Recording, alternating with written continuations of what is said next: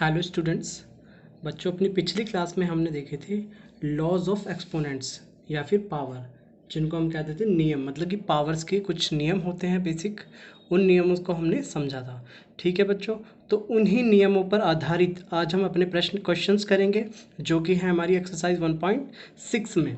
ठीक है बच्चों, और ये हमारी चैप्टर की आखिरी एक्सरसाइज है, लास्ट एक्सरसाइज है। ठीक है, और इसके बाद हम अपना अगला चैप्टर शुरू कर देंगे बच्चों। ठीक है, तो इस एक्सरसाइज का हम शुरू करते हैं क्वेश्चन नंबर 1।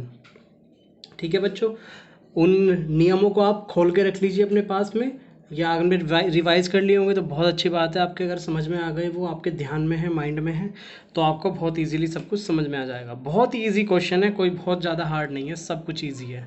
ठीक है बच्चों, क्या है, हमें फाइंड करना है, हमें कुछ चीज़ें दी हुई है, इनकी वैल्यू हमें फाइंड करनी है। ठीक है, लेकिन जो इनके ऊपर पावर लगी हुई है, मैंने आपको क्या बताया था, नीचे वाले को हम कहते हैं बेस, और जो ऊपर इनके ऊपर इनके सर पे रखा हुआ होता है नंबर, उसको हम कहते हैं पावर। ठीक है बच्चों, ये चीज़ हमने बताई थी। आपको दिख रही होंगी कि भाई इनकी पावर बड़ी अजीब अजीब सी लिखी हुई है ना, 1/2, 1/5, 1/3। तो इस तरह के क्वेश्चंस को बच्चों हम कैसे सॉल्व करते हैं? बेसिकली कुछ नहीं, जो हमारा बेस है यानी 64, 32, 125, इनके हम करेंगे बच्चों प्राइम फैक्टराइजेशन। क्या करेंगे बच्चों? Prime factorisation. ठीक है, उन प्राइम फैक्टराइजेशन को लिख देंगे और फिर फर्दर इसको सॉल्व करेंगे। कैसे, देखते हैं।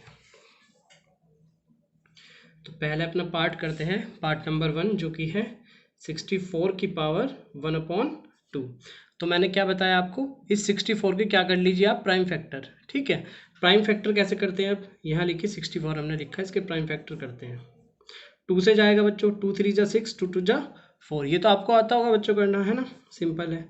2 1 जा 2, एक कैरी गया, 2 6 जा 12। अब फिर से 2 से चला जाएगा ये, 2 8 जा 16। फिर से 2 से चला जाएगा, 2 4 जा 8, 2 2 जा 4, 2 1 जा 2। समझ रहे हैं बच्चों? सिंपल है। तो इसके प्राइम फैक्टर हम कैसे लिखेंगे? 2 मल्टीप्लाई बाय 2 मल्टीप्लाई बाय 2। ठीक है, इस तरह से लिखेंगे। तो लिखते हैं 2 मल्टीप्लाई बाय 2 मल्टीप्लाई बाय 2। कितने 2 हैं गिन लेते हैं पहले, 1 2 3 4 5 6, 6 2 हैं। Multiply by 2 multiply by 2, 1 2 3 4 5 6। ठीक है बच्चों, तो हमने क्या किए, बेसिक इनके बस कुछ नहीं किया, प्राइम फैक्टर हमने मतलब फैक्टर इसके लिख लिए। ठीक है, तो ये हो गए मेरे 64 के फैक्टर। अब इसके ऊपर पावर कितनी लगी हुई है, 1/2। तो पावर ऐसी कैसी हम इस पर लगा देंगे, चिपका देंगे। ठीक है बच्चों, चलिए अब इसको हम कैसे लिखेंगे? अब इन 2 को गिनिए आप, कितने हैं, 1 2 3 4 5 6। क्या मैं बच्चों इसको ऐसे नहीं लिख सकता, 2 की पावर 6?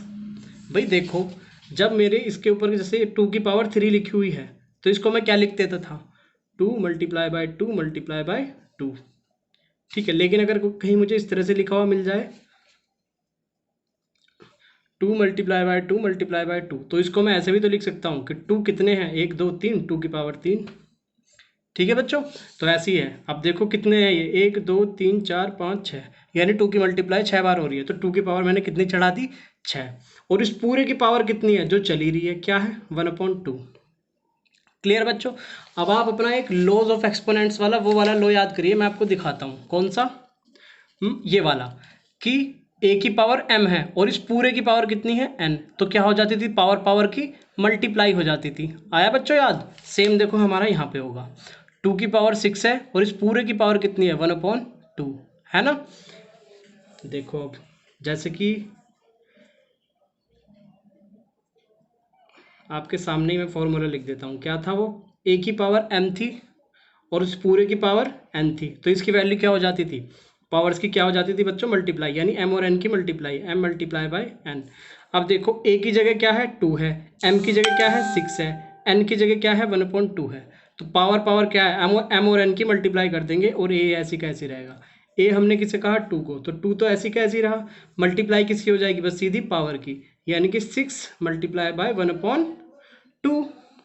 क्लियर है बच्चों, समझ रहे हैं? ये सब कुछ इसके पावर में है, ये जो जितना भी सामान दिख रहा है आपको, है ना। अब देखो, ऊपर ऊपर की मल्टीप्लाई, नीचे नीचे की, इसके नीचे कुछ नहीं है तो 1 मान लीजिए, है ना भाई। तो 6 की मल्टीप्लाई 1 में, 1 की मल्टीप्लाई 2 में, तो ये क्या बन जाएगा, 6/2। क्लियर है बच्चों? अब मैं इसे काट देता हूँ, 2 3 जा 6, तो क्या बन गया मेरा, 2 की पावर 3 बन गई, कट कुटा के सब कुछ क्या बन गया, 2 की पावर 3। अब इसको मैं कैसे लिख दूंगा, 2 मल्टीप्लाई बाय 2 मल्टीप्लाई बाय 2, और इसका आंसर क्या आ जाएगा, 2 2 जा 4, 4 2 जा 8, ये मेरा हो जाएगा आंसर।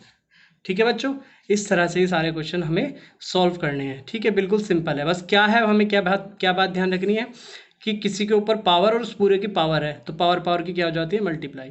बाकी तो सिंपल कैलकुलेशन है और कुछ नहीं है इसमें। ठीक है, सेकेंड पार्ट सॉल्व करते हैं। सेकेंड पार्ट हमें क्या दिया है, 32 की पावर 1/5। अब इसको भी हमें फाइंड करना है। हमने क्या बताया आपको कि बेस के क्या कर लीजिए, प्राइम फैक्टर। तो पहले इसके प्राइम फैक्टर करते हैं बच्चों। कैसे काटेंगे इसको, 2 से काट सकते हैं। 2 1 जा 2, एक कैरी गया, 2 6 जा 12, 2 8 जा 16, 2 4 जा 8, 2 2 जा 4 और 2 1 जा 2।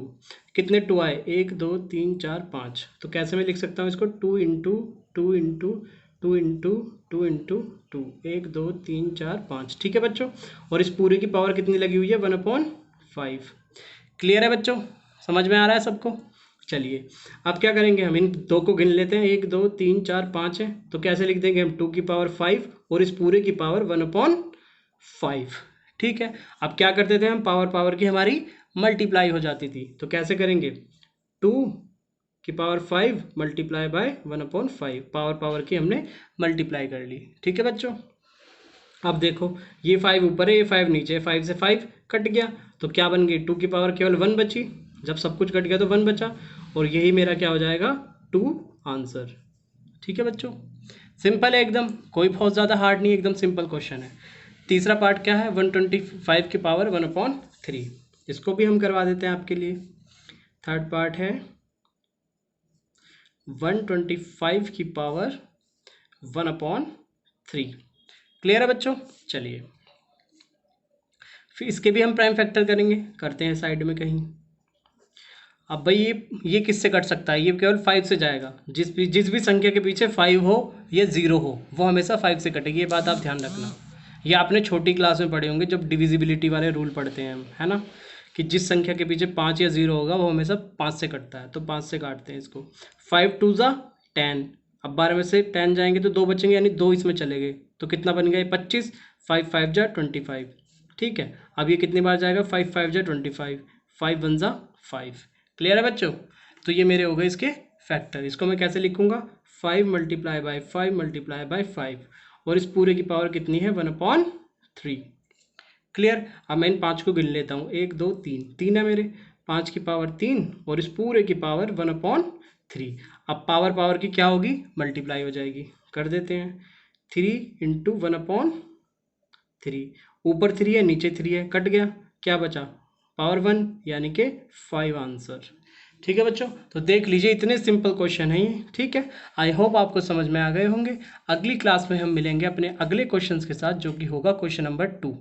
ठीक है बच्चों, तब तक के लिए आप पढ़ते रहिए, चीज़ों को रिवाइज करते रहिए, कोई प्रॉब्लम हो तो पूछ लीजिएगा। Bye bye, take care.